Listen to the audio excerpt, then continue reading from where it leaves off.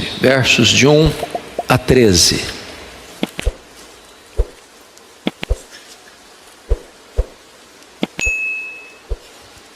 Lucas 11, de 1 a 13. Está escrito: de uma feita, estava Jesus orando em certo lugar. Quando terminou, um dos seus discípulos lhe pediu: Senhor, ensina-nos a orar, como também João ensinou aos seus discípulos. Então ele os ensinou: quando orardes, dizei: Pai, santificado seja o teu nome, venha o teu reino. O pão nosso cotidiano dá-nos de dia em dia. Perdoa-nos os nossos pecados, pois também nós perdoamos a todo o que nos deve. E não nos deixes cair em tentação. Disse-lhes ainda Jesus: qual dentre vós, tendo um amigo, e este for procurá-lo à meia-noite, e lhe disser: Amigo, empresta-me 3 pães, pois um amigo meu, chegando de viagem, procurou-me, e eu nada tenho que lhe oferecer. E o outro lhe responda lá de dentro, dizendo: Não me importunes, a porta já está fechada, e os meus filhos comigo também já estão deitados. Não posso levantar-me para tos dar. Digo-vos que, se não se levantar para dar-lhes por ser seu amigo, todavia o fará por causa da importunação, e lhe dará tudo o de que tiver necessidade. Por isso vos digo: pedi e dar-se-vos-á, buscai e achareis, batei e abrir-se-vos-á.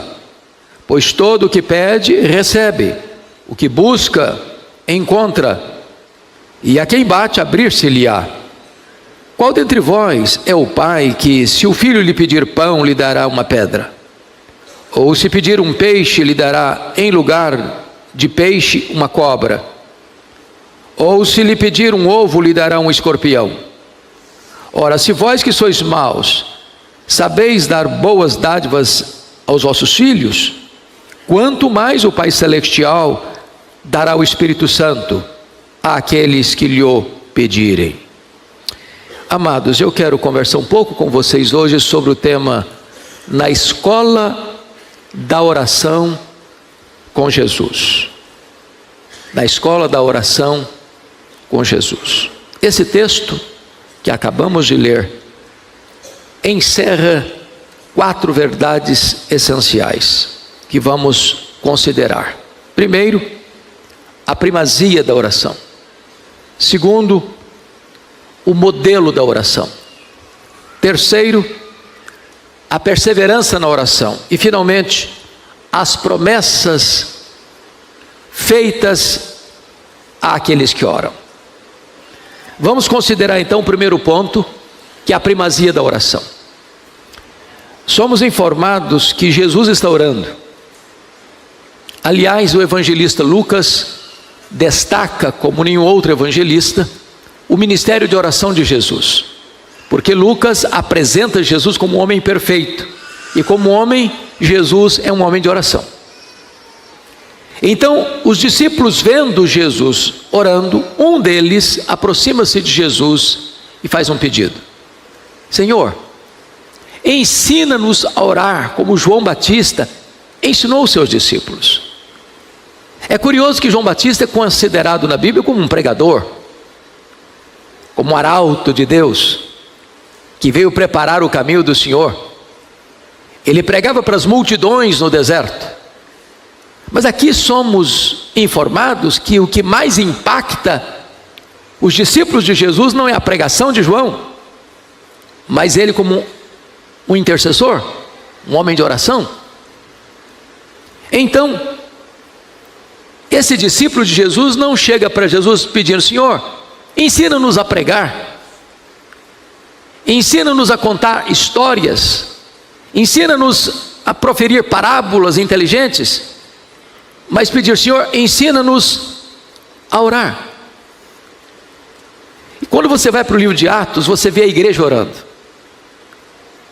E a igreja em Atos está orando porque nos evangelhos os discípulos viram Jesus orar. E Jesus orou nos momentos mais importantes da sua vida. Quando ele foi batizado, os céus se abriram, o Espírito Santo desceu, e Lucas conecta isso com o fato dele estar orando.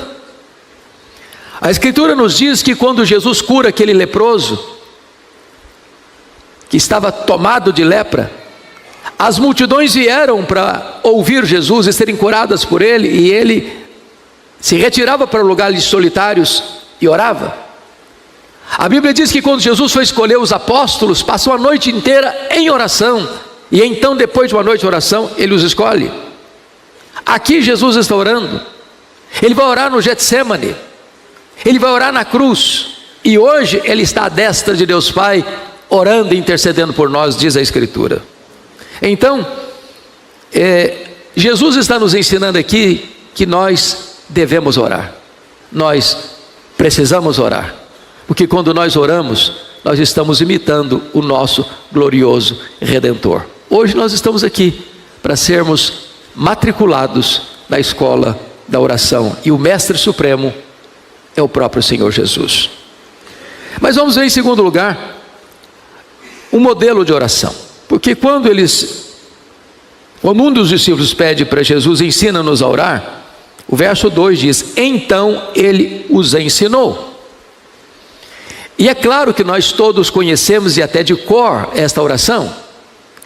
Às vezes nós a repetimos, mas aqui está um modelo de como deve ser a nossa oração. E vejam que Jesus respondeu assim, quando orardes. Ele não disse se orardes, quando orardes. O que Jesus está dizendo? Pressupondo que você e eu vamos orar. Não há cristão sem oração, não há igreja sem oração. A oração é a respiração da alma, é o oxigênio da fé. A evidência que o Senhor Jesus deu para Ananias lá em Damasco, para ir ao encontro de Paulo ou Saulo, e que ele estava convertido, foi essa: ele está orando. Então é hora de você e eu perguntarmos-nos: temos nós nos matriculado já na escola da oração? Somos um aluno desta escola da oração? E vejam vocês que esta oração, ela está dividida em algumas partes importantes. Primeiro, a quem oramos. Depois, o que pedimos. E o que pedimos está dividido em dois grupos: pedidos em relação a Deus, pedidos em relação a nós. E Ele está nos instruindo que nós não devemos chegar a Deus primariamente para pedir. Nós devemos chegar a Deus prioritariamente para adorá-lo, por quem Ele é. Porque no momento em que você compreende quem é Deus, então você tem coração mais descansado e seguro para colocar diante dele as suas necessidades. E depois você também reconhece que o que você pede a Deus, no que tange a perdão, é aquilo que você já está praticando. Perdoa-nos. Notinha de rodapé. Às vezes nós estamos fazendo a oração de cor, dizendo, perdoa as nossas dívidas. A Bíblia não está na mão você pedir perdoa as nossas dívidas. Leia o texto melhor. Perdoa-nos as nossas dívidas. Não é perdoar as dívidas, é perdoar a nós. Nós é que precisamos de perdão. Perdoa-nos as nossas dívidas. E então termina essa oração com uma atribuição de louvor a Deus. Então eu gostaria que vocês olhassem comigo, por gentileza, o que é que esse conteúdo da oração está estabelecendo. Então nós vamos dividir aqui alguns pontos. Primeiro, qual é o fundamento da oração? E Jesus diz assim, vejam comigo, por favor, no versículo de número 2: Pai, santificado seja o teu nome. Devemos nos dirigir a Deus como Pai. Então você não está dirigindo a uma divindade distante, que é apenas transcendente. Você está se aproximando de alguém com quem você tem intimidade. Você está se aproximando de alguém que lhe é familiar. Ele é seu pai. E isso significa que a base da oração é o seu relacionamento com Deus. Você tem familiaridade com seu pai. Você tem liberdade com seu pai. Você tem intimidade com seu pai. E a esse Deus que é pai, é a quem você dirige a sua oração e a sua súplica. Segundo lugar, devemos nos dirigir a Deus como nosso pai, Pai nosso. Ou seja, isso representa que você é membro de uma família, mas não é o filho único dessa família. Você tem outros irmãos. Você pertence a uma comunidade que tem outros filhos de Deus. Você não é o filho exclusivo e nem o predileto. Porque às vezes a gente pensa que nós somos o predileto. Às vezes nós pensamos que Deus tem que fazer para nós. Os outros, Deus pode deixar para depois. Então, entender que nós somos irmãos uns dos outros, que nós somos filhos do mesmo Pai, é muito importante. Às vezes nós temos a visão também de que a nossa igreja compõe os filhos de Deus, e as outras igrejas, quem sabe, um parentesco distante. Ou que a nossa denominação é que tem todos os filhos de Deus, e que as outras denominações estão por aí confusas. Pai nosso traz-nos essa ideia de que todos quantos receberam a Cristo, Deus deu a elas o direito de serem feitos filhos de Deus. Terceiro, devemos nos dirigir a Deus como Pai nosso que está no céu. O fato de você ter familiaridade e intimidade com Deus não pode permitir a você achar que esse Deus é igual a você. Ele é transcendente, Ele é soberano, Ele não está na mesma dimensão de um pai terreno. Ele é o Pai do céu, Ele é o todo-poderoso Deus, Criador, provedor, redentor, protetor, consolador do seu povo. Ele é transcendente. Então a intimidade com Deus não anula a sua grandeza insondável e a sua glória incomparável.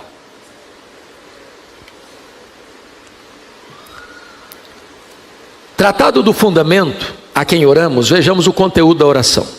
E nesse conteúdo, a primeira coisa que Jesus ensina é que nós devemos nos aproximar de Deus com as petições em relação a Deus. Ele diz assim, Pai, só quero destacar que Lucas é o registro mais resumido desta oração. Pai, santificado seja o teu nome. Aqui tem a ver com o nome de Deus. Prestemos atenção. Quando a gente ora assim, Pai, santificado seja o teu nome, nós não podemos agregar valor a essa plena santidade. Deus não pode ser mais santo do que é. Deus não está num processo de santificação. Ele é santo, santo, santo. Quando você diz santo, você define. Quando você diz santo, santo, você enfatiza. Quando você diz santo, santo, santo, você coloca em grau superlativo. Ou seja, Deus é o santo, o separado, o único, o incomparável. Ninguém pode agregar mais santidade a Ele. Ninguém pode torná-lo mais santo do que Ele é. Ele já é perfeitamente santo, completamente santo. Mas então, no que significa essa oração? Santificado seja o teu nome.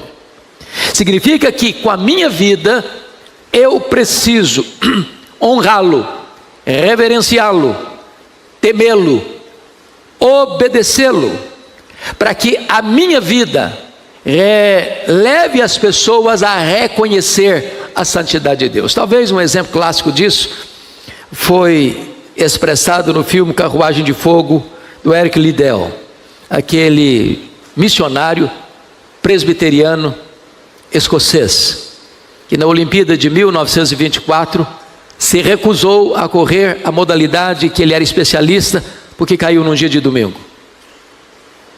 E ele foi pressionado de todas as formas, porque ele era o candidato mais esperado para ser campeão na modalidade, e ele não correu.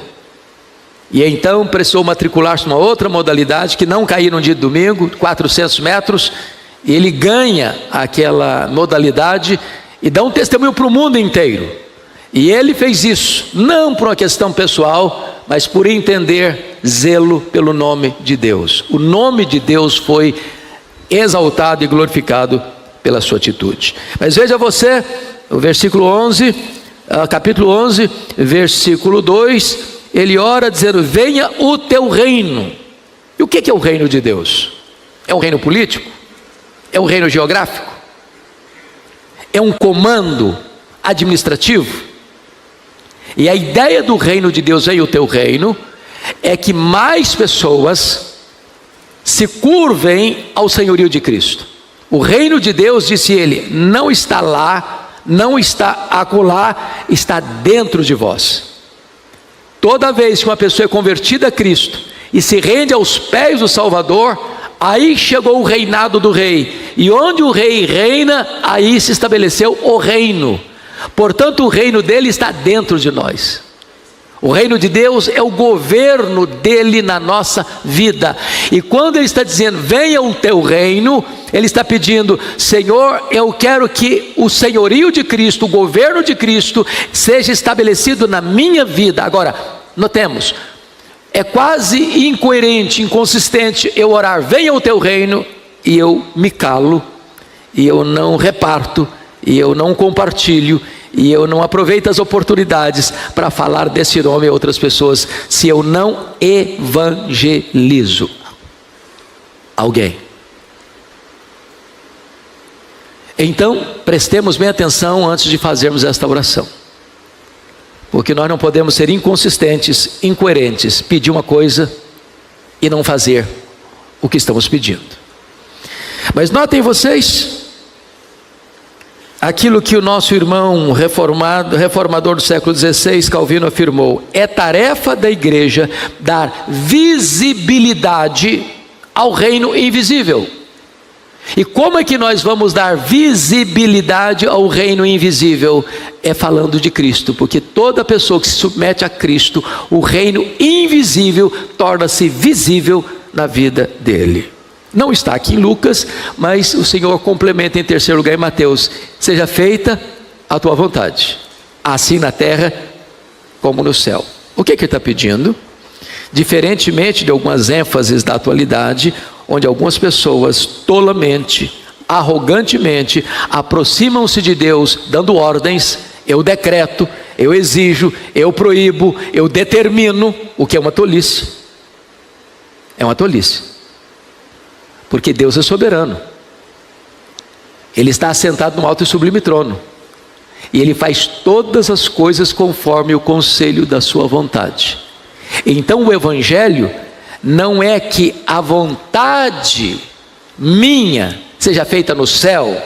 O Evangelho é que a vontade de Deus seja feita na terra. Eu não aproximo de Deus exigindo que a minha vontade prevaleça no céu. Eu me aproximo de Deus pedindo que a vontade dele seja feita na terra, e que a vontade minha seja a mesma que a vontade que é feita lá no céu.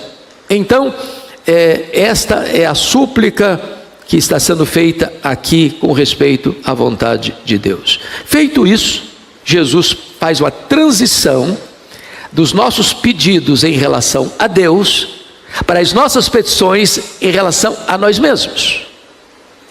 Porque convenhamos, irmãos, a grande maioria das orações feitas hoje começa com pedidos em relação a nós. Senhor, me dá, me dá, me dá, me dá. É igual a questão da sanguessuga lá no provérbio: me dá, me dá, me dá.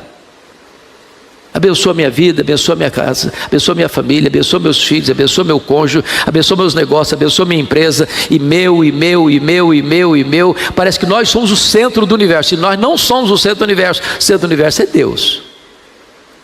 Mas depois que você reconhece quem é Deus, chamando-o de Pai, depois que você quer honrar o nome de Deus, santificado seja o teu nome, depois que você deseja que Deus governe sobre mais gente, venha o teu reino, depois que você se submete à vontade de Deus, para que ela seja feita na terra como ela é feita no céu. Agora então você apresenta a Deus suas necessidades. E quais são elas? Veja comigo aí, versículo 3: o pão nosso cotidiano dá-nos hoje, ou dá-nos de dia em dia. Chama a sua atenção que Mateus mais uma vez resume, mas tem 3 pedidos aí. Tem pedido em relação ao presente, em relação ao passado e em relação ao futuro. Em relação ao presente é o pão nosso de cada dia, ou o pão nosso cotidiano. Em relação ao passado, perdoa-nos as nossas dívidas, assim como nós perdoamos os nossos devedores. Em relação ao futuro, não nos deixes cair em tentação, mas livra-nos do mal. Então vamos ver esse pedido em relação ao presente. O pão nosso cotidiano dá-nos de dia em dia. Então preste bem atenção aqui. Não é pedir o luxo, é pedir o pão. Segundo, não é pedir egoisticamente o pão meu, mas é pedir de maneira altruísta o pão nosso. Terceiro, não é pedir para acumular, é o pão nosso de cada dia. Vocês se lembram lá no deserto, como Deus instruiu isso, que o maná caía todo dia de manhã. Aí algumas pessoas mais espertalhonas resolveram o seguinte: não, vamos colher mais um pouquinho, que vai que falta, a gente já tem na despensa. E o que aconteceu? O que colheram fora da orientação divina apodreceu. O que acontecia na sexta-feira? Sexta-feira Deus disse: olha, no sábado vocês não precisam recolher não, eu quero que vocês descansem. Então na sexta vocês vão recolher dose dupla. De sexta para sábado não apodrecia, porque estava debaixo da orientação divina. Então não é luxo meu de cada dia, é o pão de cada dia.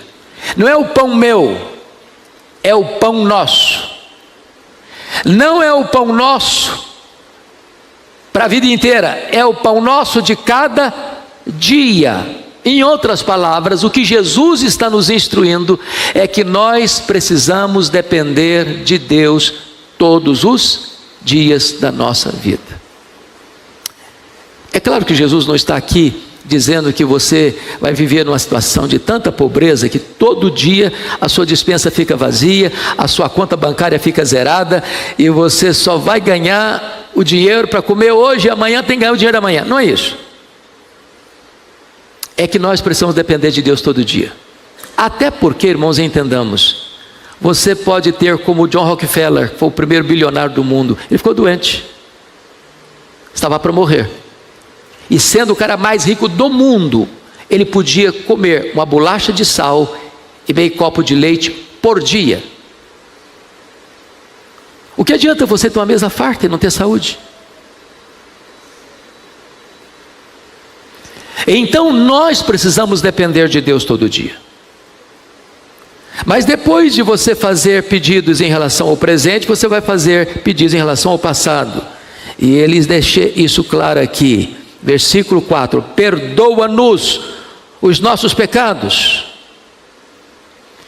E agora veja você, que lá em Mateus, a palavra pecado é traduzida perdoa-nos as nossas dívidas, porque pecado é dívida.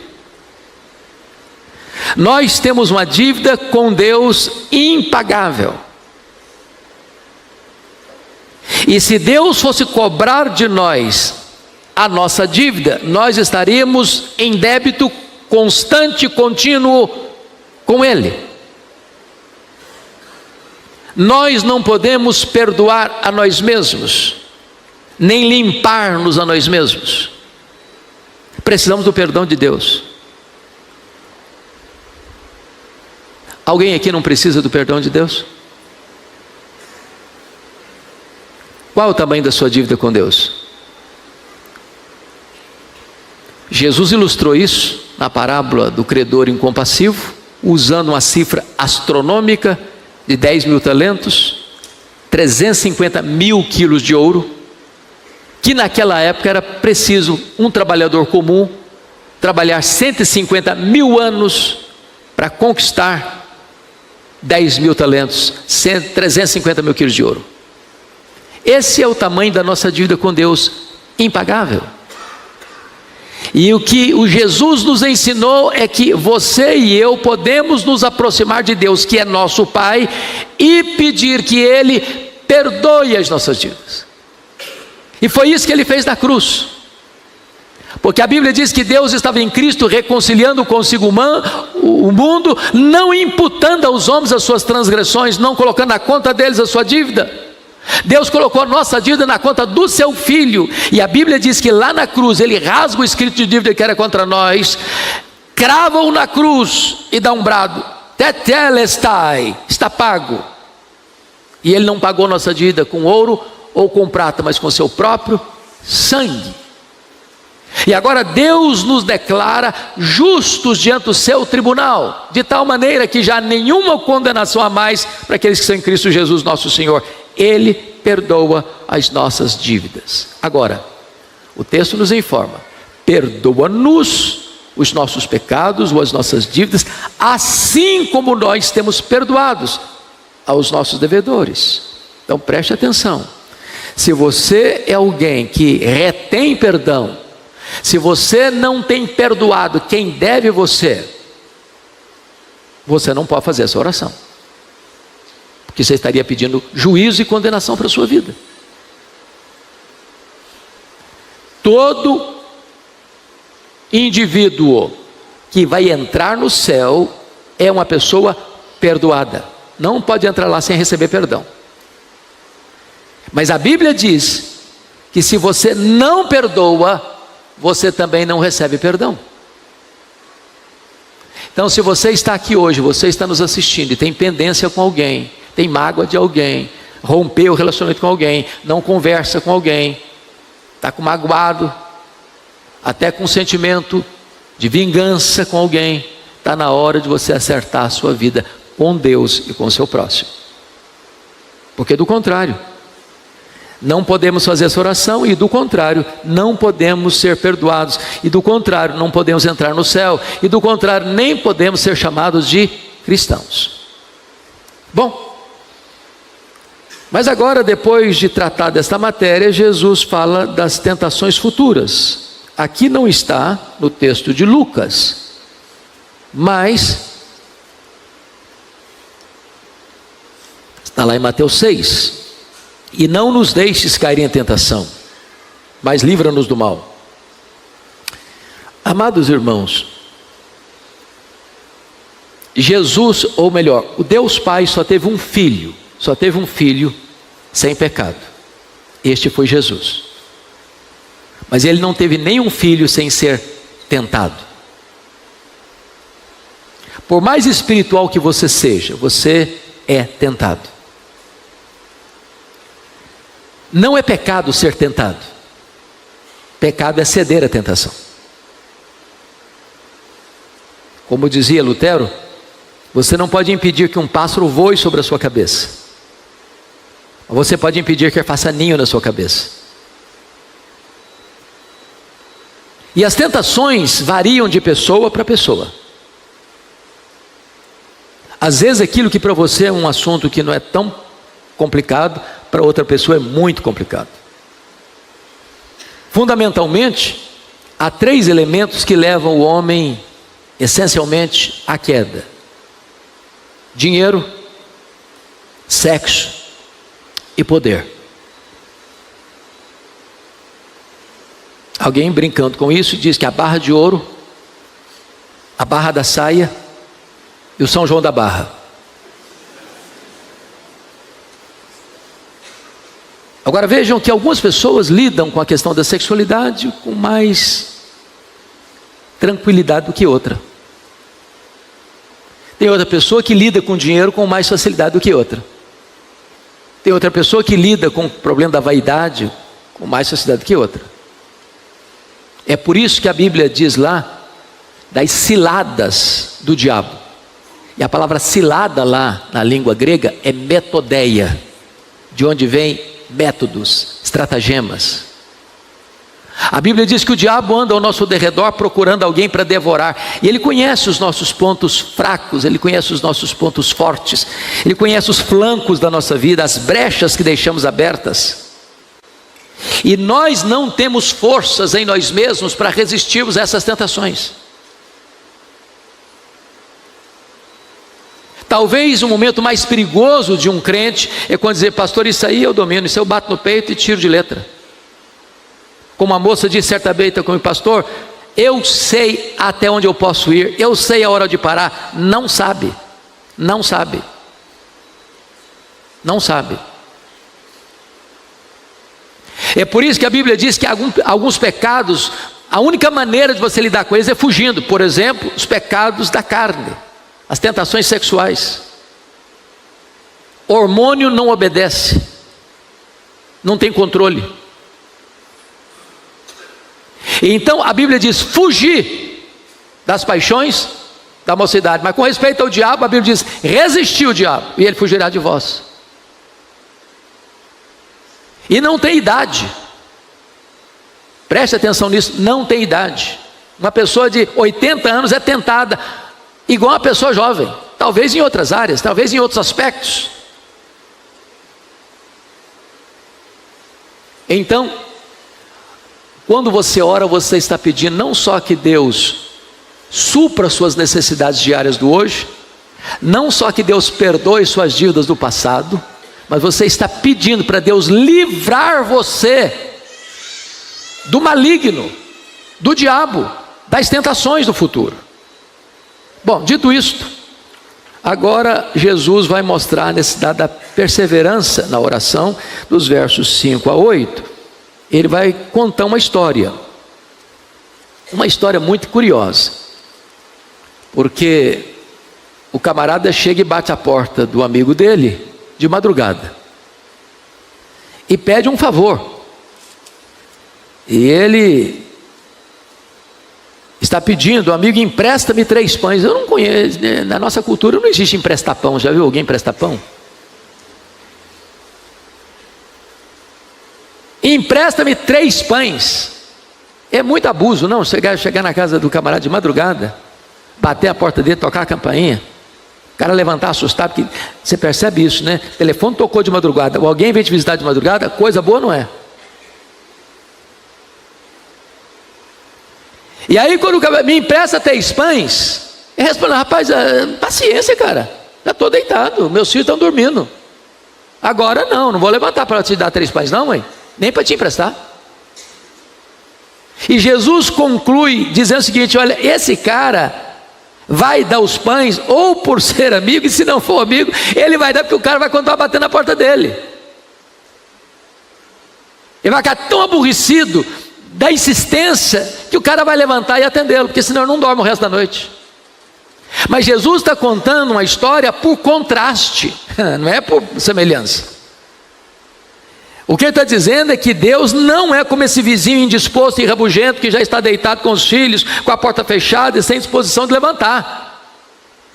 Ele está dizendo que para Deus nunca é meia-noite, para Deus nunca falta nada, Ele nunca é importunado, Ele nunca é pego de surpresa. Deus não está deitado à meia-noite, sua porta nunca está fechada para nós, a sua disposição de atender não é como aquele homem rabugento que não quero atender, não vou levantar, não. Ele está sempre pronto, Ele está sempre aberto, Ele está sempre disponível, Ele está sempre com as mãos dadivosas estendidas para socorrer a gente. Você nunca encontrará Deus indisposto, a linha nunca vai estar ocupada. A gente escuta algumas histórias engraçadas, né? Alguém diz: é bom orar de madrugada porque a linha está menos congestionada. Isso é uma linguagem humana. A linha de Deus nunca está congestionada. Você pode falar com Ele de dia, falando de tarde, no meio-dia, 2 horas da tarde, 2 horas da manhã, a linha está sempre aberta, sempre disponível, o coração dele está sempre pronto a atender você. Você não está lidando com o indiferente, você está lidando com o seu Pai, que ama você e que cuida de você. Mas agora vem as promessas dessa oração. Aí Jesus diz: por isso, olha a consequência, porque você tem um Pai disponível. Por isso vos digo: pedi, dar-se-vos-á. Buscai e achareis, batei e abrir-se-vos-á. Chama atenção para os verbos pedir, buscar e bater. Estão no imperativo, mas no modo contínuo. Sabe o que significa isso na língua grega? É que você deve pedir e continuar pedindo, você deve buscar e continuar buscando, você deve bater e continuar batendo. Porque tem gente muito espiritual que diz o seguinte: olha, Deus não precisa ser incomodado não. Falou uma vez, não precisa falar mais. Deus sabe. Mas Ele sabe, mas Ele ordenou você pedir e continuar pedindo, você buscar e continuar buscando, você bater e continuar batendo. Quem nos ensinou a perseverar na oração foi Ele mesmo. Então deixa eu fazer uma consulta. Quem está pedindo uma coisa para Deus há mais de 5 anos aqui? Continua pedindo. Deus não atendeu ainda não? Continua pedindo. Continua batendo a porta da graça. No tempo oportuno dele, a resposta virá. Porque a Bíblia diz assim: pedi, dar-se-vos-á. Buscai e achareis. Batei e abrir-se-vos-á. E eu concluo esta breve exposição dizendo o seguinte, que aí Jesus faz a promessa. E veja qual é a promessa. Veja você. Versículo 11. Qual dentre vós é o pai que, se o filho pedir pão, lhe dará uma pedra? Se pedir peixe, lhe dará em lugar do peixe uma cobra. Ou se pedir um ovo, lhe dará um escorpião. Nós somos maus. Ora, se vós que sois maus, verso 13, sabeis dar boas dádivas aos vossos filhos, quanto mais o Pai Celestial dará o Espírito Santo a quem lhe o pedir.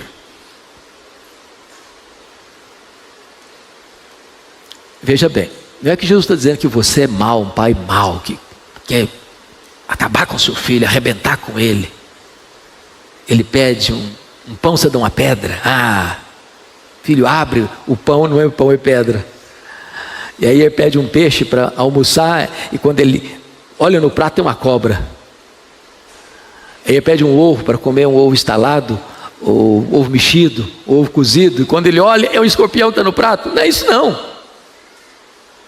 Nós, às vezes, querendo o bem, damos mal, não é verdade? Quantas vezes você acha que aquilo vai ser o que vai dar vida a você? Você não sabe orar como convém e pede o que vai destruir você. Mas o Pai Celeste tem a melhor dádiva para você e para mim. E Ele diz: dará o Espírito Santo. Irmãos, o Espírito Santo é uma pessoa divina. Ele é Deus. Quando você tem o Espírito Santo, é o Espírito Santo quem regenera, é o Espírito Santo quem sela, é o Espírito Santo que é penhor, é o Espírito Santo que dá dons, é o Espírito Santo que dá poder, é o Espírito Santo que dirige, é o Espírito Santo que nos leva à verdade, é o Espírito Santo que consola. Então, quando você tem o Espírito Santo, você tem todas as dádivas de Deus reunidas na pessoa e na obra dele, por você e em você. Agora notem que o Espírito Santo é dado em resposta à oração. Eu preciso mais do Espírito Santo. Eu preciso mais do poder do Espírito Santo. Eu preciso mais da unção do Espírito Santo. Eu preciso mais da iluminação do Espírito Santo. Eu preciso mais da sabedoria que o Espírito Santo traz. Então Deus tem para você a melhor dádiva. Ele tem o próprio Espírito Santo para ser derramado sobre a sua vida. Porque uma coisa é ter o Espírito Santo presente, outra coisa é ter o Espírito Santo presidente. Uma coisa é ser habitado pelo Espírito Santo, outra coisa é ser cheio do Espírito Santo. Uma coisa é você ter o Espírito Santo, outra coisa é o Espírito Santo ter você. E Deus tem essa suprema dádiva para dar a cada um de nós em resposta à oração. Vamos ficar em pé e vamos orar.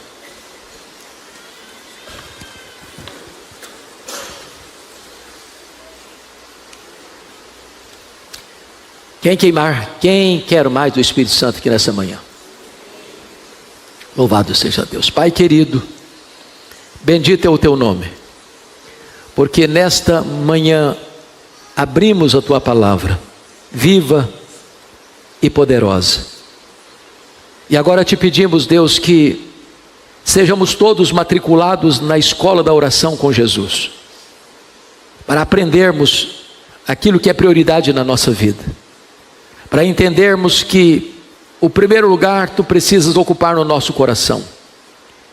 E quando Tu ocupas o primeiro lugar, as demais coisas. Hoje é o Salmo 41. E eu peço que você abra sua Bíblia comigo neste salmo. E hoje vamos considerar este belíssimo poema escrito pelo rei Davi. Salmo 41. Está escrito o seguinte: bem-aventurado o que acode ao necessitado, o Senhor o livra no dia do mal. O Senhor o protege, preserva-lhe a vida e o faz feliz na terra. Não o entrega à discrição dos seus inimigos. O Senhor o assiste no leito da enfermidade, na doença Tu lhe afofas a cama. Disse eu: compadece-te de mim, Senhor, sara minha alma, porque pequei contra Ti. Os meus inimigos falam mal de mim. Quando morrerá e lhe perecerá o nome? Se algum deles me vem visitar, diz coisas vãs, amontoando no coração malícias. Em saindo, é disso que fala. De mim rosnam a uma todos os que me odeiam, engendram males contra mim, dizendo: peste maligna deu nele, e caiu de cama, já não há de levantar-se. Até o meu amigo íntimo, em quem eu confiava, que comia do meu pão, levantou contra mim o calcanhar. Tu, porém, Senhor, compadece-te de mim, e levanta-me para que eu lhes pague segundo merecem. Com isso conheço que Tu te agradas de mim, em não triunfar contra mim o meu inimigo. Quanto a mim, Tu me sustens na minha integridade, e me pões à Tua presença para sempre. Bendito seja o Senhor, Deus de Israel, de eternidade para eternidade. Amém e amém. Bom, eu gostaria de tratar deste salmo sob o tema As Grandes Experiências da Vida. Vocês bem sabem, e vocês podem notar aí, que esse salmo está encerrando o primeiro livro de Salmos. Os Salmos são 150 poemas, escritos em tempos diferentes, por autores diferentes, com ênfases diferentes. Você tem no Salmo 5 livros. Este primeiro livro, que é o Salmo 1 ao 41, todo ele escrito por Davi. E esse terceiro salmo, escrito por Davi, esse salmo escrito por Davi, que encerra o primeiro livro, ele encerra de uma maneira muito curiosa, porque ele diz bem-aventurado. E dos 41 salmos do primeiro livro, apenas 3 salmos começam desta maneira. É o Salmo 1, é o Salmo 32 e o 41. No Salmo 1, Davi diz: bem-aventurado é o homem que não anda no conselho do ímpio, ou dos ímpios, não se detém no caminho dos pecadores, nem se assenta na roda dos escarnecedores. Essa palavra bem-aventurado, traduzido, quando foi feita a tradução da Septuaginta, foi vertido como Macários. Macários é a mesma palavra que Jesus usou lá nas bem-aventuranças. Bem-aventurados humildes de espírito, bem-aventurados os que choram, bem-aventurados os mansos. E essa palavra Macários significa feliz, muito feliz, superlativamente feliz. E aqui Davi está nos ensinando que o homem que evita o caminho do mal, O homem que não participa dos conselhos, nem anda pelo caminho dos pecadores, nem se assenta na roda dos escarnecedores, é feliz, muito feliz. Em segundo lugar, no Salmo 32, ele diz que feliz é o homem a quem o Senhor não atribui iniquidade, cujos pecados são cobertos. Aquele que é perdoado é muito feliz, porque o pecado produz condenação, produz culpa, produz derrota, fracasso, opróbrio. E quando você é perdoado, saber que Deus não coloca na sua conta a sua dívida, mas ao contrário, quita a sua dívida, a ponto de você ser justificado, perdoado, você é feliz, você dorme em paz. Você põe a cabeça no travesseiro e sabe que não há nenhuma condenação mais para aqueles que estão em Cristo Jesus. Isso é motivo de uma grande felicidade. Mas agora, neste salmo, pela terceira vez, Davi vai falar que bem-aventurado, muito feliz, é aquele que acode ao necessitado. O generoso é feliz. É por isso que o Senhor Jesus diz que mais bem-aventurado é dar do que receber. Quem tem essa experiência, quem tem esta prática, sabe disso, que você é muito feliz quando você estende a mão para socorrer alguém. Você é muito feliz quando você ajuda alguém, quando você acode, socorre o necessitado. Bom, este salmo não apenas encerra o primeiro livro dos Salmos, mas esse salmo é também um salmo messiânico. Você sabe, você tem salmos de louvor, você tem salmos de penitência, você tem salmos imprecatórios, você tem salmos de lamento, e você tem salmos messiânicos. Quando é que um salmo pode ser chamado de messiânico? Quando o autor, ao escrever, não escreve apenas algo que tem a ver com ele, mas como um profeta, ele escreve apontando para uma realidade de Cristo. E se você notar comigo, no verso 9 desse texto, até o meu amigo íntimo, em quem eu confiava, que comia do meu pão, levantou contra mim o calcanhar. Davi está falando de uma realidade que ele vivenciou. E teve amigos aliados como Aitofel, por exemplo, que num dado momento se volta contra ele, para o trair, para puxar o seu tapete. Porém, ao escrever essas palavras, Davi não estava pensando precisamente nele, ele era um profeta. Ele estava apontando para alguém maior do que ele, para aquele que seria chamado o filho de Davi, o Messias. E esse versículo 9, ele nos remete ao texto que Jesus se refere a Judas Iscariotes, que comia do seu pão e voltou contra ele seu calcanhar, que o traiu. Então, por isso, esse salmo também é um salmo messiânico. Ele está apontando para uma realidade que Cristo vai evocar tanto em todos os evangelhos sinóticos: Mateus 26, 24, Marcos 14, 21, Lucas 22, 22 e João 13, 18. Todos esses evangelhos, ou todos esses evangelistas, citam este versículo, Salmo 41, 9, com referência à traição de Judas a Jesus Cristo. Bom, então, agora dito isso à guisa de introdução, vamos entrar na exposição do salmo. Esse salmo está dividido em 3 pontos essenciais. Primeiro, ele trata do crente generoso e do pobre necessitado, dos versos 1 a 3. Segundo, ele trata do crente enfermo e os inimigos impiedosos, versos 4 a 9. Terceiro, ele trata do crente suplicante e o Senhor misericordioso, dos versos 10 a 13. Então, esse é o esboço que nós vamos expor agora, desenvolver agora com vocês.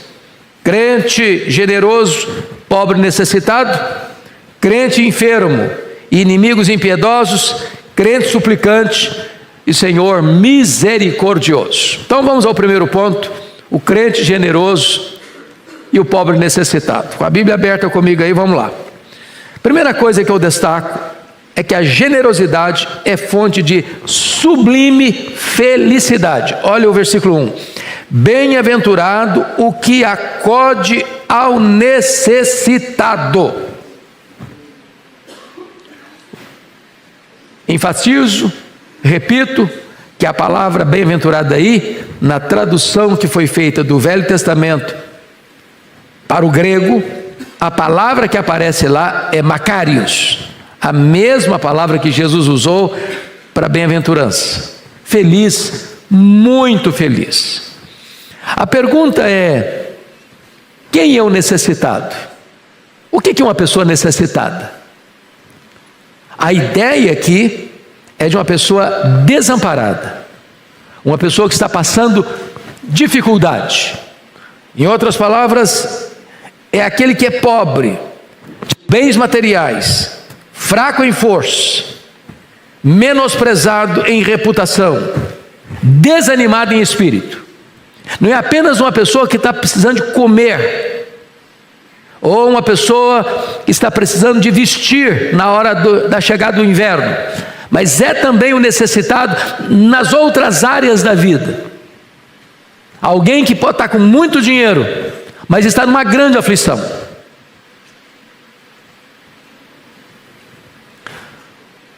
Essa semana atendi uma pessoa de um outro estado que me ligou, uma pessoa que tem muito dinheiro,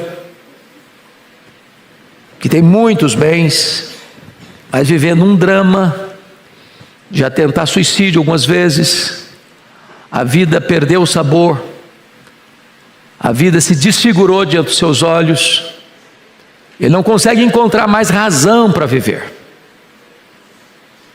É uma pessoa necessitada, que precisa de ajuda, precisa de socorro, precisa de uma mão estendida, precisa de uma palavra de ânimo. E talvez você olhe o mapa de São Paulo, tem muitas pessoas carentes fisicamente, necessitadas de comida, e esta igreja tem sido uma agência nas mãos de Deus para atender tantas famílias necessitadas de pão, de comida, de uma cesta básica. Mas há outras pessoas que moram em palacetes, em condomínios de luxo, em apartamentos amplos, que vestem as roupas de grife mais caras, que andam pelas ruas de São Paulo e do Brasil e do mundo em carros de luxo, que têm reserva econômica para viver de uma forma de fausto e luxo por anos, mas que são carentes, necessitadas, estão desesperadas, precisando de uma palavra, serem acudidas. Este é o contexto aqui, meus amados irmãos. Agora, o texto está dizendo que quando você acode essa pessoa, socorre essa pessoa, na hora que ela mais precisa, na hora do desespero, na hora que ela está afundando, como que só o nariz de fora, tentando respirar, você que socorre é muito feliz. Você que estende a mão é muito feliz.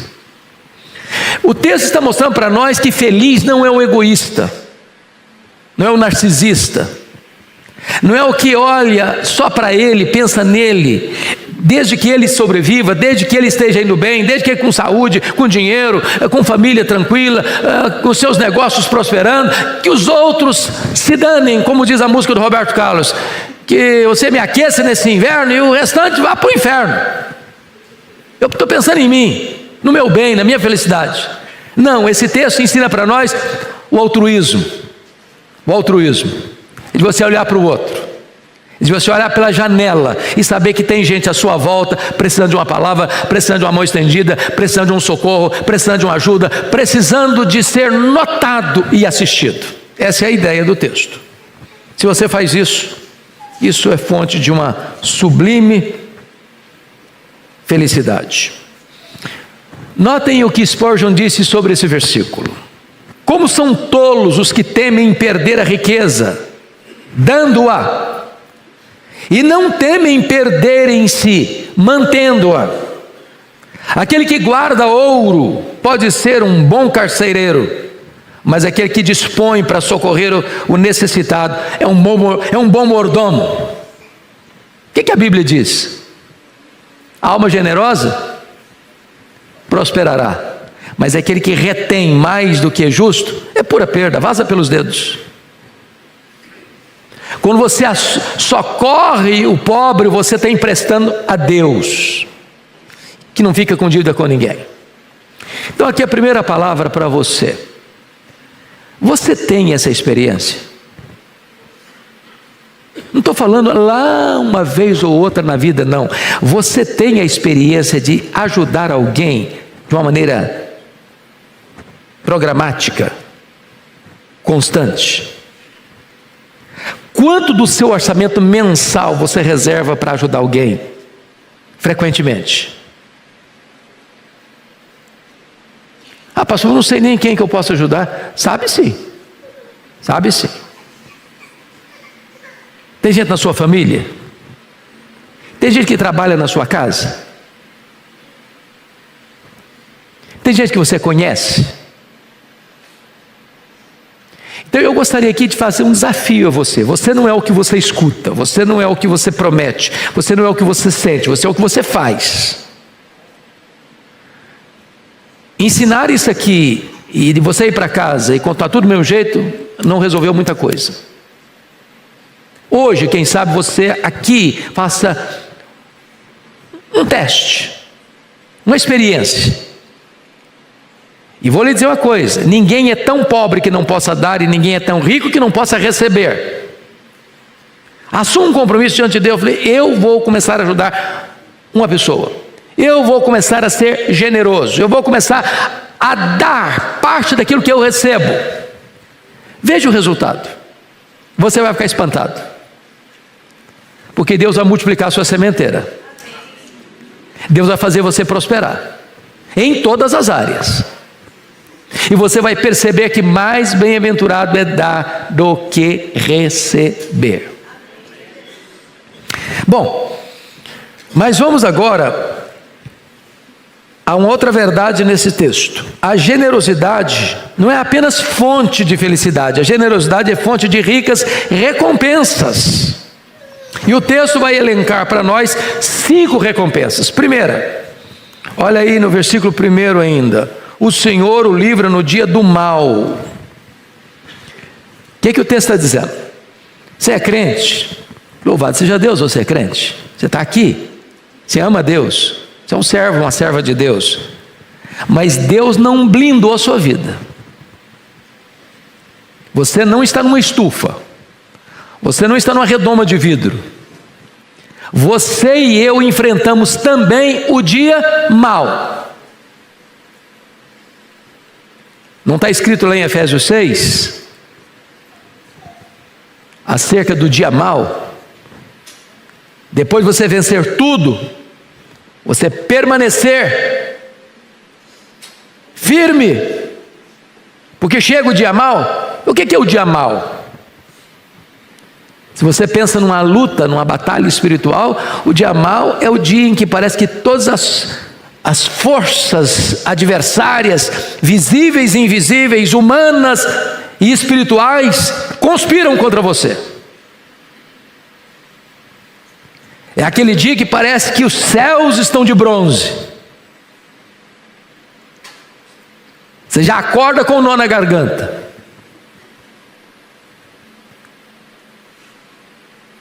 E o texto está dizendo que quando você é generoso, não são os astros que estão movendo em seu favor, não. Não é coincidência, não. Não é apenas uma coisa casual, não. O Senhor o livra no dia do mal. Há uma espécie de promessa particular e específica para o generoso. Você se lembra lá de Cornélio, quando a Bíblia diz que as esmolas que Cornélio fazia eram conhecidas diante de Deus? Não lembra que o Senhor Jesus Cristo disse que se você der um copo de água para alguém em nome de Cristo, você não fica sem receber galardão? Quando você socorre o necessitado, você não apenas abençoa a pessoa que recebe a sua ajuda, mas isso é contado diante de Deus. Não é que salvação é questão de mérito, não tem mérito em salvação, a salvação é de graça, mas Deus está olhando para você e dizer: fulano de tal é misericordioso, ele acode o necessitado, ele é generoso, quando ele estiver passando por um dia mau, eu vou socorrê-lo. É promessa de Deus. Segundo, versículo 2: o Senhor o protege. Agora veja bem que é diferente do livramento do dia mau. O Senhor o protege agora de uma maneira genérica. Dia mau não é todo dia que acontece que é dia mau, não. Tem dia que você celebra, não é verdade? A vida é assim. Tem dia de festa, tem dia de celebração, tem dia de comemoração, tem dia de nascimento, tem dia de casamento, mas tem dia de tempestade. Agora, na dinâmica da vida, na rotina da vida, você tem proteção divina. Isso é fruto e bênção da generosidade. Terceiro, olha aí, versículo 2 ainda: preserva-lhe a vida e o faz feliz na terra. O que Deus está dizendo? Que Deus vai lhe dar longevidade e lhe dá felicidade. Para mim, esse versículo é uma espécie de resumo das promessas do 5º mandamento. Qual a promessa do 5º mandamento quando você honra pai e mãe? Vida longa e vida feliz. Porque tem gente que tem vida longa, mas é um rosário de sofrimento. Então não é só preservar a vida, é preservar a vida com qualidade, é preservar a vida com felicidade. E isso é promessa de Deus à pessoa generosa. Quarto, versículo 3: o Senhor o assiste no leito da enfermidade. Eu digo aqui que é o conforto na hora da doença. Porque uma coisa é estar doente, outra coisa é estar doente com serenidade. Nas minhas visitas pastorais, normalmente aos enfermos que estão internados, às vezes alguns no estado grave, outros no estado crônico, outros no estado terminal, eu já vi de tudo. Eu já vi pessoas desesperadas, o medo de morrer. E já vi pessoas que parecia que o céu estava vindo buscá-las. E o texto está dizendo que quando você acode o necessitado, você é generoso, é o próprio Deus quem vai assistir você no leito da enfermidade. Eu fico imaginando a pessoa que foi avarenta, com usura, que viu o pobre e o despediu de mãos vazias, que viu o necessitado e negou-lhe uma ajuda, que viu a família passar privações e guardou, como querendo enterrar no coração os tesouros que ajuntou na vida, se despedindo da vida, sem poder levar um centavo, desesperado, sem qualquer consolo, de um ósculo de amizade ou de amor que pudesse balsamizar a sua alma na hora do sofrimento. Mas a pessoa que é generosa, todas estas memórias, certamente Deus traz a lembrança dela, e ela está em paz, mesmo enferma. Mas há uma quinta promessa, está aí no versículo 3, parte B: na doença tu lhe afofas a cama. E eu confesso a vocês que ao longo da minha vida de 60 e lá vai fumaça de anos, eu entendi esse versículo de outra maneira. Quando eu fui examinar esse texto com mais vagar e estudá-lo para fazer o comentário, eu descobri uma coisa muito melhor do que eu acreditava até então. Eu pensava que afofar a cama era mais do que um colchão d'água. Já teve gente doente na família que precisou comprar um colchão d'água? Afofar a cama, a expressão aí é curar, é levantar da cama. Afofar a cama significa que o leito não vai ser o leito da enfermidade, mas vai ser o leito do descanso, de Deus lhe dar saúde. E em vez de você estar preso ao leito doente, você está descansando com saúde na sua cama. Porque eu não sei se você já percebeu isso, cama é uma bênção quando você está cansado, não é verdade? Agora, quando você tem que ficar na cama doente, um dia, 2 dias, uma semana, a cama vira um tormento. É um tormento. Afofar a cama traz a ideia de que a cama não vai ser um lugar onde você está preso nela, mas vai ser um lugar de refrigério e de descanso, porque Deus agora curou você, lhe deu saúde, e você vai para lá para descansar e não para sofrer. Essa é uma promessa de Deus a alguém que é generoso. Bom, essa é a primeira parte. Essa é a primeira parte. Agora vamos para a segunda parte. É por isso que eu disse para vocês que são as experiências da vida, porque esse salmo parece que ele não tem muita harmonia, no sentido de que ele narra pedaços da vida que não estão necessariamente conectados. Porque a transição para o verso 4, você diz, não está combinando, parece que não é a mesma pessoa. Não é a mesma pessoa. Não é a mesma pessoa, só que pintando quadros diferentes da vida. Qual o próximo quadro? O próximo quadro é de um crente doente, diante de inimigos impiedosos. Então veja comigo o primeiro ponto, que é uma confissão honesta no verso 4. Disse eu, compadece-te de mim, Senhor, sara minha alma, porque pequei contra ti. Então vamos entender isso aqui. Agora Davi é um pecador, que pecou contra Deus. E o que ele está sentindo agora? Ele está sofrendo. E veja bem, pecado e sofrimento são irmãos gêmeos. Não tem como pecar e não sofrer. O pecado sempre traz sofrimento. Aliás, o pecado nos faz sofrer mais que a doença. Porque a doença pode vir e você está em paz. Mas o pecado, ao vir, não deixa você em paz. O pior sofrimento não é aquele que surra o seu corpo. O pior sofrimento é aquele que açoita a sua consciência. É aquele que põe sobre você o peso da culpa.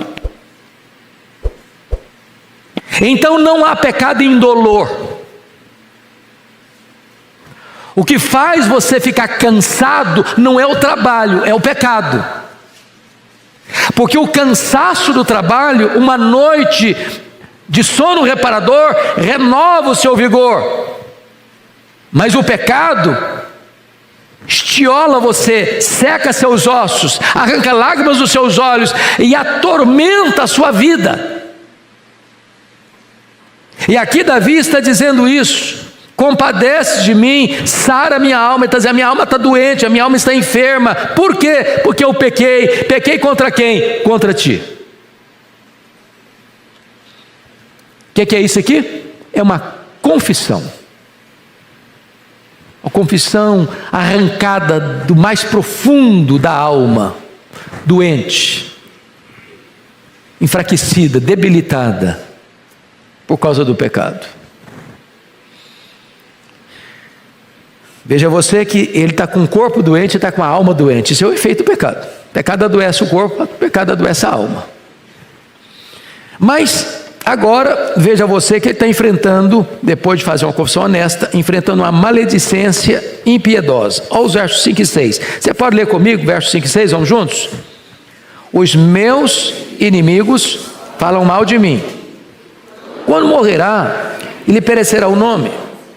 Se algum deles me vem visitar, diz coisas vãs, amontoando no coração malícias, em saindo, é disso que fala. Então vamos entender algumas coisas aqui. Você acha que crente tem inimigo?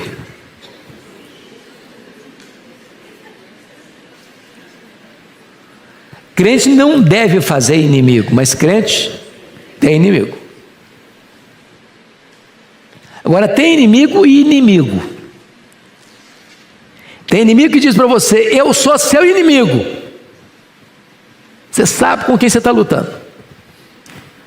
Mas tem inimigo que se disfarça de amigo.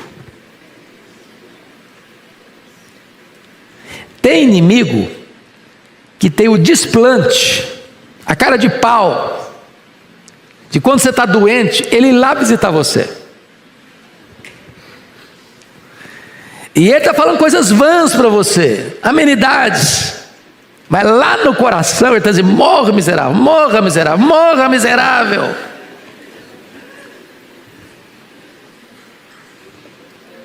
Você já pensou num negócio desse? Eu espero que você não tenha gente desse jeito. Davi enfrentou essa gente. Há pessoas que estão torcendo pela sua morte. E a pergunta deles é esta: quando morrerá e lhe perecerá o nome? Porque eles não querem só que Davi morre, eles querem que todo o nome que Davi granjeou pelas suas conquistas, pelas suas batalhas, pela sua notoriedade como um rei e um conquistador, tudo isso vá para a sepultura com ele. E esses inimigos são maledicentes, olha aí, falam mal de mim. Ô gente, a maledicência é pior que a espada. Você sabe que o pior inimigo do mundo, cheio de veneno, é o inimigo que se esconde atrás da toca dos dentes. É a língua maledicente. Tiago disse que essa língua é pior que um fogo, que incendeia uma floresta, e é pior do que um veneno, que mata, letalmente, mata. E aqui Davi está enfrentando esse problema aí, de inimigos maledicentes, de uma maledicência impiedosa, que espalha boataria, e que pior, se disfarça de amigo, e vai lá visitar você, lá na sua casa, lá no hospital. Você está recebendo soro pingando nas veias, e o cara está lá, dando risadinha, igual de hiena. Torcendo para você morrer. Mas agora, Davi ainda vai além e compara esses inimigos que têm um ódio animalesco. Olha o versículo 7. De mim, você pode ler a parte B comigo? De mim, a parte A. De mim rosnam a uma todos os que me odeiam. E a ideia de rosnar aí é a ideia de uma alcateia de lobos, ou a ideia de cães raivosos. É aquele inimigo que arreganha os dentes. E quando um lobo rosna, quando um cachorro rosna, ele não está abanando o rabo, saudando você, que bom que você chegou. Ele está o quê? Armando o bote para atacar você. O que Davi está dizendo é que esses inimigos são tão violentos quanto uma alcateia de lobos, são tão violentos como cães raivosos que estão rosnando para atacar você. É o que Davi sentia. Aliás, a história de Davi Talvez uma das coisas boas, alguém me pergunta assim, pastor, como é que você lê a Bíblia? Porque tem gente que, a história de leitura da Bíblia, assim, eu li a Bíblia tantas vezes. Se você me perguntar quantas vezes eu li a Bíblia, eu não sei responder para você. Não sei.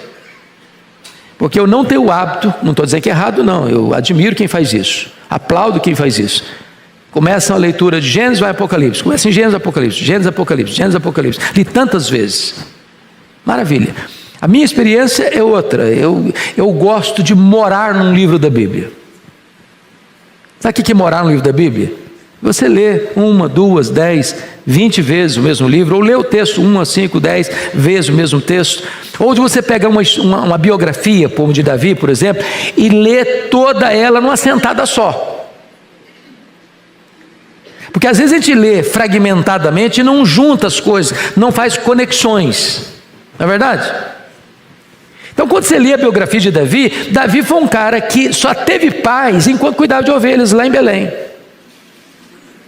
No dia que o Samuel foi na casa do pai dele e entornou o azeite na cabeça dele, a partir dali ele passou a não ter paz dentro de casa, a partir da casa dele. Os irmãos dele já começaram a não gostar dele. Esse cara aqui, esse caçulinha, vem aqui só para atrapalhar a gente, porque ele estava cuidando lá das ovelhas. Aí vem, passou na fila, furou a fila, ele tomou nosso lugar. A partir dali a vida de Davi foi uma vida de guerra a vida inteira. O cara não teve paz. Isso aqui não é retórica não, isso aqui é realidade. Mas vamos ver que esse ódio animalesco passa por um desejo perverso. Olha o 7b e o 8 comigo. Engendram males contra mim, dizendo: peste maligna deu nele, e caiu de cama, já não há de levantar-se. Meus irmãos, vejam vocês no verso 7b, engendram males contra mim. O que é engendrar males? O que é a ideia de engendrar? Maquinar, urdir, tramar, parar e fazer uma reunião de inimigos, que são cães que rosnam, para dizer o que nós podemos fazer para prejudicar, para destruir, para matar, para botar esse cara numa enrascada. É só você começar a dar uma lida, por exemplo, na saga das fugas de Davi do seu sogro. O rei Saul fazia reuniões e mais reuniões com o seu exército. Como nós vamos matar Davi? Ele escapou dessa? Vamos pensar numa outra estratégia. Vamos armar uma nova armadilha. Vamos criar uma nova situação para pegá-lo, para matá-lo, para destruí-lo. Você já imaginou o que é um cara viver a vida assim? Ele está vivendo esse drama. E agora veja você no verso 8, Davi ficou doente. E aí eles estão apostando numa doença gravíssima. Estão querendo que a doença seja mais grave do que de fato é. Dizendo assim, peste maligna deu nele. Peste maligna, via de regra, era uma expressão de lepra. Ou seja, uma doença incurável. Ele está doente. A doença dele é grave, a doença dele é incurável, e eles estão apostando nisso, já não há de levantar-se, ou seja, dessa vez ele não escapa, dessa doença ele não se cura, ele vai morrer mesmo. E eles estão festejando, aplaudindo, vai morrer, agora dessa ele não sai. É o desejo perverso. Em outras palavras, eles estão entoando antecipadamente cantilenas fúnebres. Você conhece gente assim? Que já aposta na derrota do outro? Só que Deus é tão maravilhoso que Deus costuma virar a mesa, viu?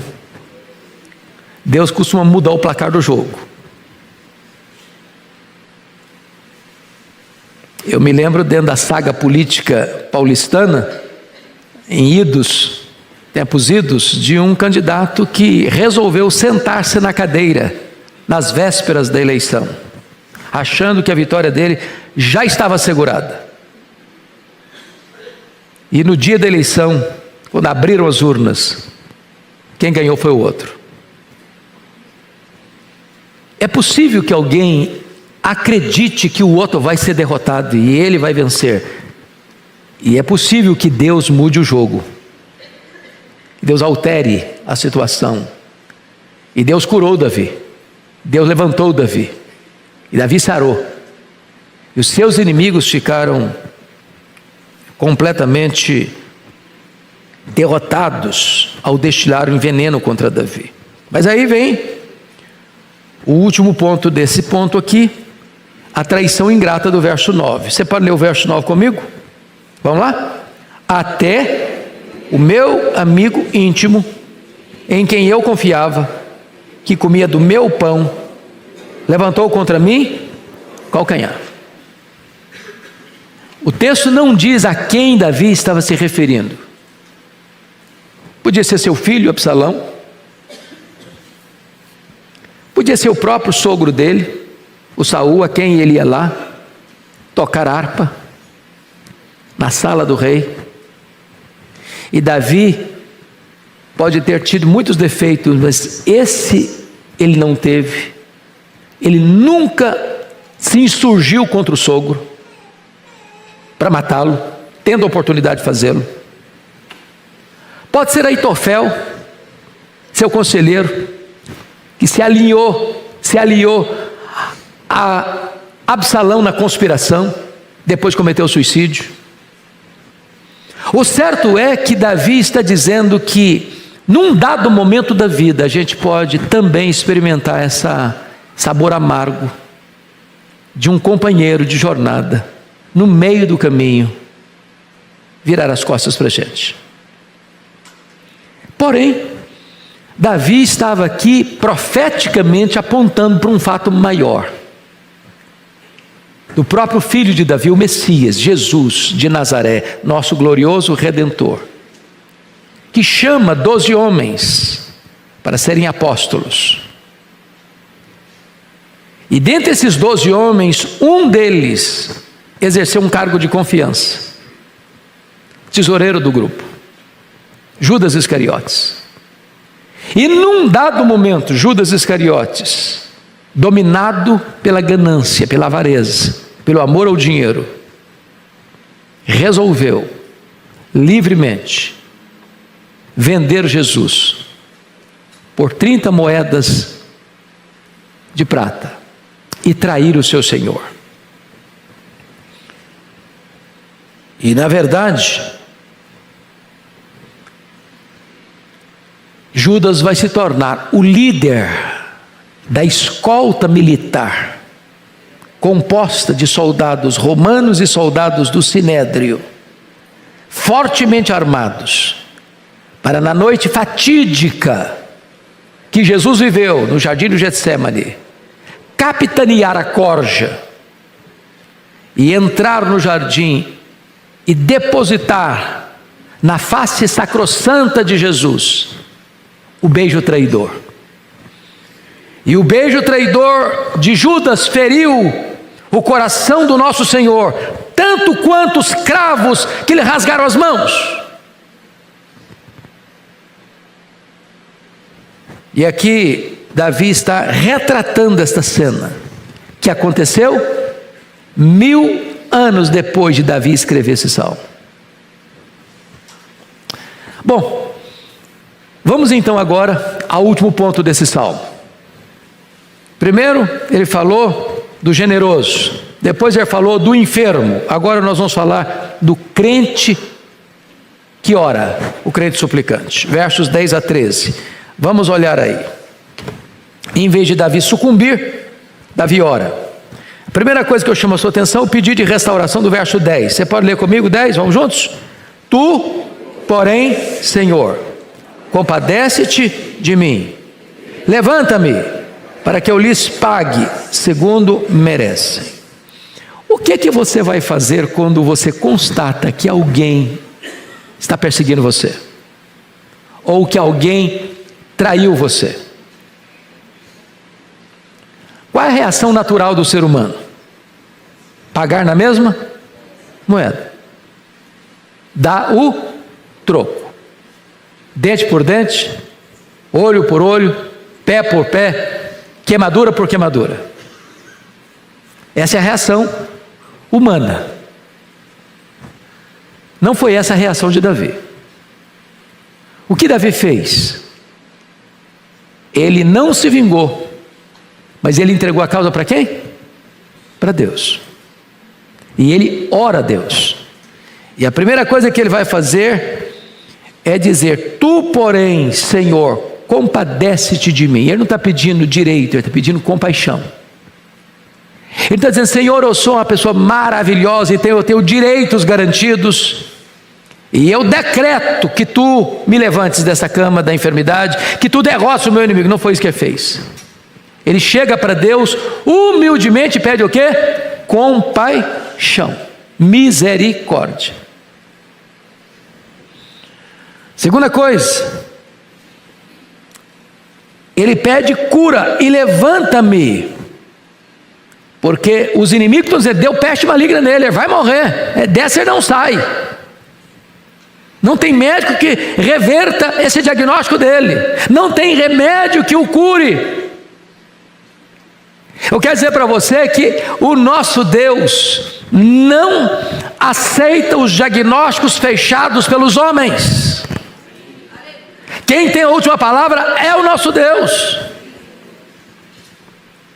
Para Ele não tem cura, não tem doença incurável, para Ele não tem causa perdida, para Ele não tem problema insolúvel, para Ele não tem diagnóstico final dado pelos homens. A última palavra é dele. E se Ele quiser, Ele cura. Se Ele quiser, Ele levanta do leito. Se Ele quiser, Ele restaura. Se Ele quiser, Ele faz milagres ainda hoje. Bendito seja Deus. Agora vamos entender o verso 10, a parte B, porque pode parecer para nós, a princípio, que Davi está com o coração cheio de rancor e ódio, desejando vingança. O que está escrito aí? E levanta-me, para que eu lhes pague segundo merecem. Davi tinha uma consciência, irmãos, que é muito importante entender. A consciência da dinastia davídica, porque foi feita uma promessa para ele. Qual foi a promessa que foi feita para ele? Que um descendente dele se assentaria no trono, e o seu trono seria um trono eterno. Davi tinha plena consciência de que o Messias procederia dele. E se a dinastia davídica fosse interrompida, destruída, essa promessa do Messias não se cumpriria.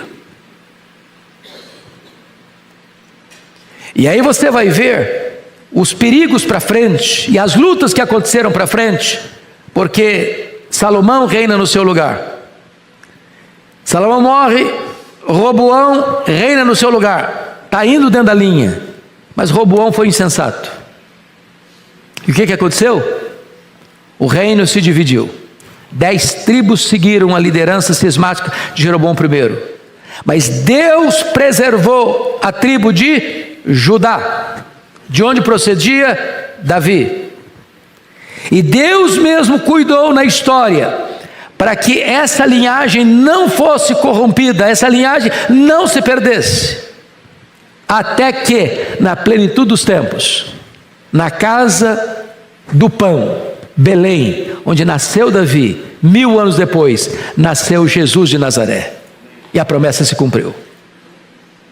Davi está aqui não querendo vingança pessoal. O que Davi está aqui pedindo é que a dinastia não fosse interrompida, para que os inimigos não frustrassem o propósito soberano de Deus. E Deus é fiel para cumprir a sua promessa, e os inimigos foram derrotados, e a dinastia davídica prosseguiu.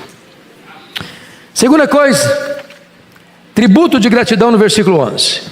Com isso conheço que tu te agradas de mim em não triunfar contra mim, o meu inimigo.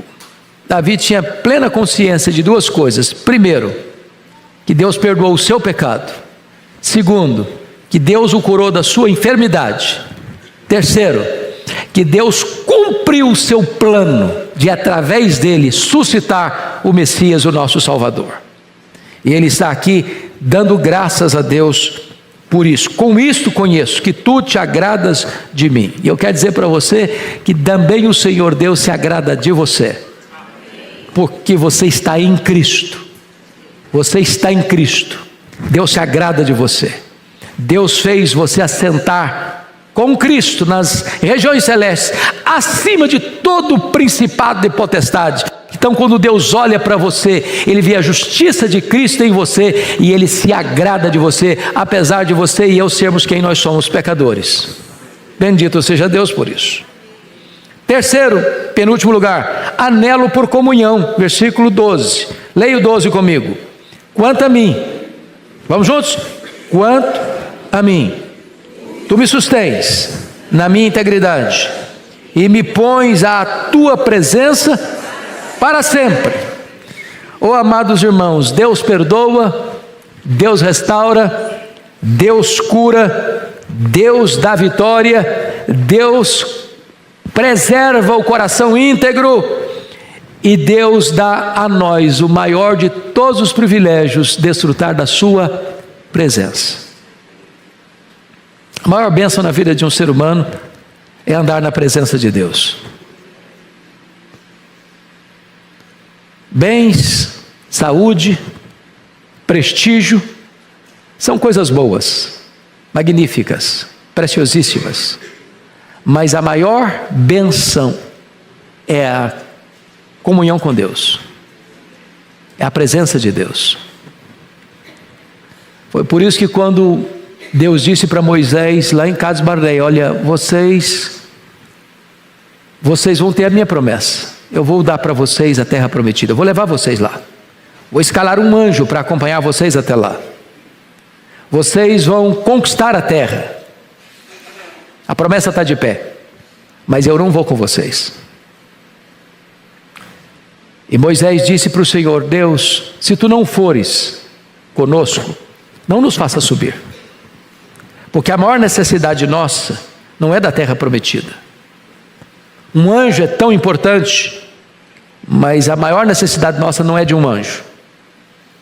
A maior necessidade nossa é da tua presença conosco, é a presença de Deus.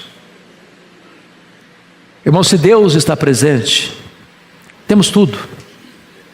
Ele é o nosso prazer, Ele é o nosso deleite, Ele é a nossa herança, Ele é a nossa alegria, Ele é a nossa paz, Ele é a nossa justiça, Ele é a razão da nossa vida. Finalmente, este versículo final, versículo 13, ele é uma doxologia, e eu chamo sua atenção para esse ponto. Nós temos, disse a vocês, 5 livros no livro de Salmos. O primeiro livro, 1 ao 41. O segundo livro, 42 ao 72. Terceiro livro, 73 ao 89. Quarto livro, 90 a 106. Quinto livro, 107 a 150. Se você olhar carinhosamente, verá que todos esses livros encerram com uma doxologia. Não é apenas o encerramento do salmo em específico, mas do conjunto de salmos daquele livro. Então o que você vai ler no versículo 13, não é apenas o encerramento do Salmo 41, é o encerramento de todos os 41 salmos do livro 1. Como é que ele termina? Vamos ler juntos? Bendito seja o Senhor, Deus de Israel, de eternidade para eternidade, amém e amém. Ele está encerrando o salmo, e ele está encerrando o livro que compõe o Salmo 1 ao 41. A mesma coisa, já que nós temos um segundinho mais, eu termino aqui, vamos ler como é que encerra os outros. Olha aí, 72, 19, rapidinho, vocês estão ágeis aí. 72, 19, olha como é que encerra o segundo livro. Bendito para sempre o seu glorioso nome, e da sua glória se encha toda a terra. Amém e amém. Olha como é que encerra o terceiro livro, 89 e 52.